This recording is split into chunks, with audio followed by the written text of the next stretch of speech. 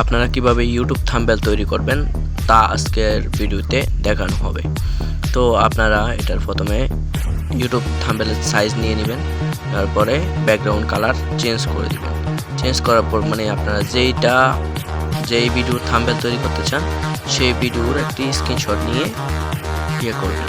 তারপরে একটি তীর চিহ্নের মাধ্যমে একটি বোঝাতে চাইবেন যে এটা দিয়ে এটা তৈরি হয়েছে। তো আপনারা যেই অ্যাপসটি দিয়ে ওইটা তৈরি করেছেন সেই অ্যাপসটি এখানে আনার পর এখান থেকে বসিয়ে দিবেন, সেট করে দিবেন সুন্দর মতো, যেভাবে দেখা যায় যে এটা দিয়ে এই থাম্বনেলটা তৈরি হয়েছে।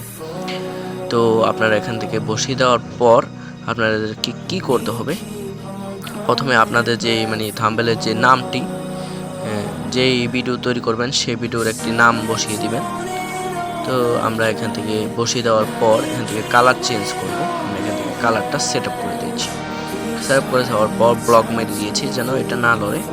তারপরে ইউটিউব চ্যানেলের নাম বা যে কোনো কিছুর নাম আপনারা বসিয়ে দিয়ে কালারটা চেঞ্জ করে নেওয়ার পর ওকেতে ক্লিক করে দেবেন। ধন্যবাদ।